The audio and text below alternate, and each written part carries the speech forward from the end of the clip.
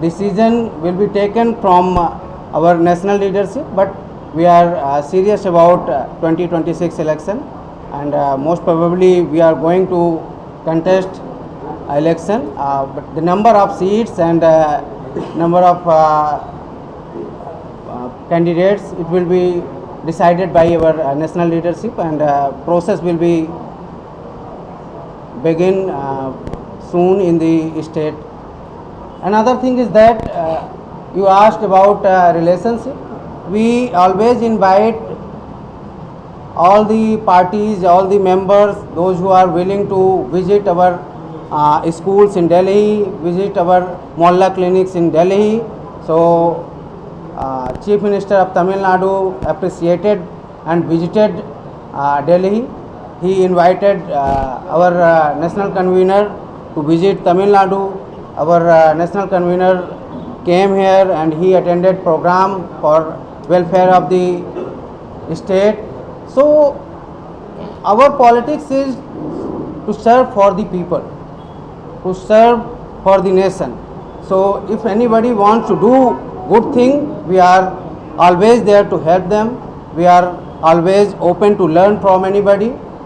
But elections are different things. So we are, as a party, we are trying to prepare at our own level, and our national leadership will decide on which path we will be going during election phase.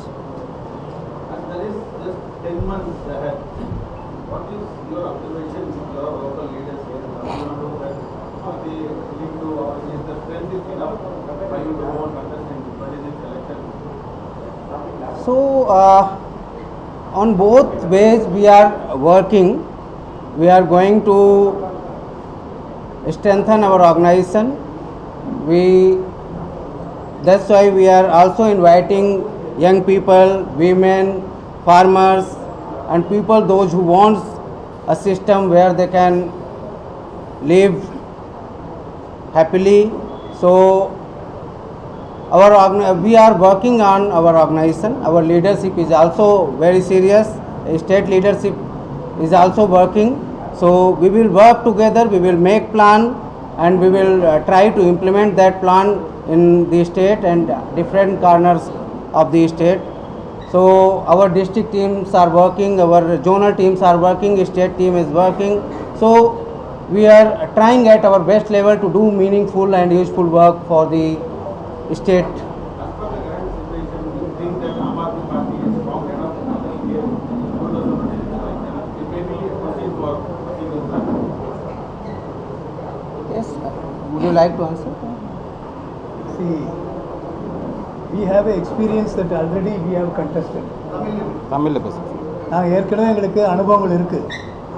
தேர்தலில் நாங்கள் ஏற்கனவே போட்டியிட்டிருக்கிறோம். கிட்டத்தட்ட 1% வாக்குகளை நாங்கள் பெற்றிருக்கிறோம். குறிப்பாக சொல்ல போனால் நானே ஸ்ரீபெரும்புதூர் தொகுதியில் 2014 நானே போட்டியிட்டிருக்கிறேன். மக்கள் விஜயகாந்த் அவர்கள் முதல்ல போட்டியிட்டு ஒரு மாற்றத்தை ஏற்படுத்தணும்னு சொல்லி ஒரு எம்எல்ஏவும் கிட்டத்தட்ட 10% கிட்டத்தட்ட வாக்குகளை பெற்ற அந்த காலத்தோடு தொட்டு தமிழ்நாட்டில் ஒரு மாற்று வேண்டும் என்ற ஒரு சிந்தனை மக்களிடம் இருந்து கொண்டே இருக்கிறது. அந்த வகையில் ஆம் ஆத்மி கட்சி டெல்லியை பொறுத்தளவுக்கு உங்களுக்கு எல்லாருக்கும் தெரியும் அது எப்படிப்பட்ட சூழலில் வந்ததுங்கிறது எல்லாருக்கும் ஆச்சரியத்தையும் அதிர்ச்சியும் கொடுத்து வெற்றி பெற்று வந்த ஒரு கட்சி. தொடர்ந்து 2-3 தடவை அதை வெற்றி பெற்றிருக்கிறது. அதே போல் பஞ்சாபிலும் யாரும் எதிர்பாராத 5 மாநில தேர்தல்கள் நடந்தது. ஆனால் பஞ்சாபை பற்றி தான் அதிகமாக பேசப்பட்டது. ஏன்னா எப்படி பஞ்சாப் ஜெயிச்சதுங்கிற ஆச்சரியம் தான் நடத்துறது. அது மாதிரி தமிழ்நாட்டில் மக்கள் மத்தியில் ஆம் ஆத்மி கட்சிக்கு என்று ஒரு மரியாதை இருக்கிறது. ஆம் ஆத்மி கட்சிக்கு வாக்களிக்க பிஜேபிக்கு கூட வாக்களிக்க கூடாதுன்னு சொல்லக்கூடியவர்கள் இருக்கிறார்கள். ஆனால் ஆம் ஆத்மிக்கு ஓட்டு போடாதீங்கன்னு சொல்கிறவங்க யாரும் இல்லை. நாங்கள் கடந்த தேர்தலில் இந்தியா கூட்டணியில் திமுக தலைமையிலான கூட்டணியில் தமிழ்நாடு முழுக்கவும் சென்று பிரச்சாரம் செய்திருக்கிறோம். ஏன்னா நாங்கள் we are against பிஜேபி. அவர்களுடைய அஜெண்டா அவர்களுடைய தமிழ்நாட்டில் அவர்கள் வந்துவிடக்கூடாது என்பதில் ஆம் ஆத்மி கட்சி தெளிவாக இருக்கிறது. அதனால் வரக்கூடிய தேர்தலையும் நாங்கள் எப்படி இருக்கிறோன்னா எங்களுடைய பிரபாரி அவர் சொன்னது போல் we are preparing. நாங்கள் ரெடி பண்ணிட்டு வர்றோம், நல்லா ஸ்ட்ராங்காக ரெடி பண்ணிட்டு வர்றோம்.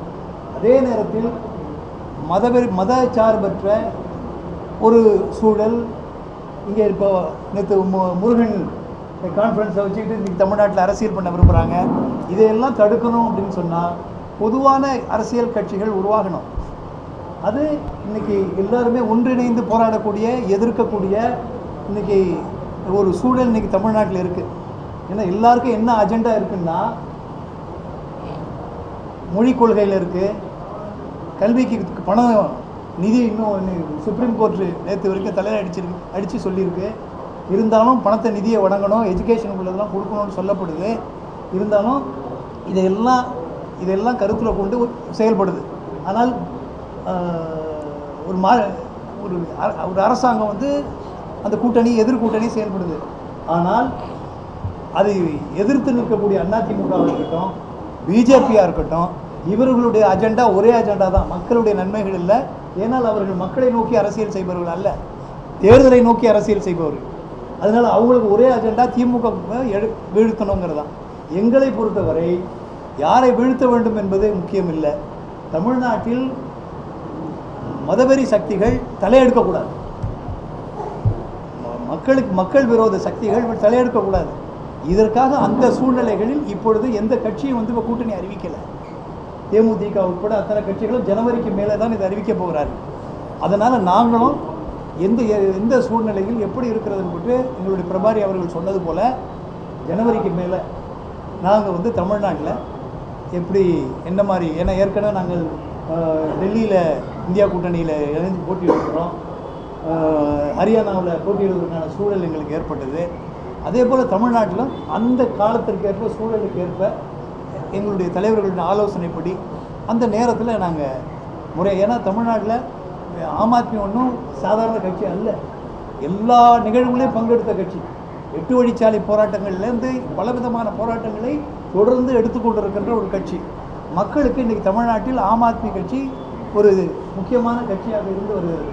நிச்சயமாக இந்த தேர்தலில், ஏன்னா அரசியல் கட்சி என்பது தேர்தலில் பங்கெடுக்கும், அந்த வகையில் வர தேர்தலில் கண்டிப்பாக பங்கெடுக்கிறோங்கிறத சொல்லி definitely we are participating, no doubt. கண்டிப்பாக பார்ட்டிசிபேட் பண்ணுறோம். எப்படி பார்ட்டிசிபேட் பண்ண போகிறோம், என்ன மாதிரி அணியில் நிற்க போகிறோமா இல்லை தனியாக நிற்க போகிறோமா என்பதை பற்றி இன்னும் அடுத்தடுத்த காலகட்டங்களில் தெரிவிக்கப்படும். குறிப்பாக நீங்கள் டெல்லியை பற்றி எப்பவுமே ஆம் ஆத்மியோட வெற்றியோட முகமாக பார்க்கப்படுற டெல்லியிலையும் மேயர் தேர்தலையுமே ஆம் ஆத்மி வந்து இது அரசியல்.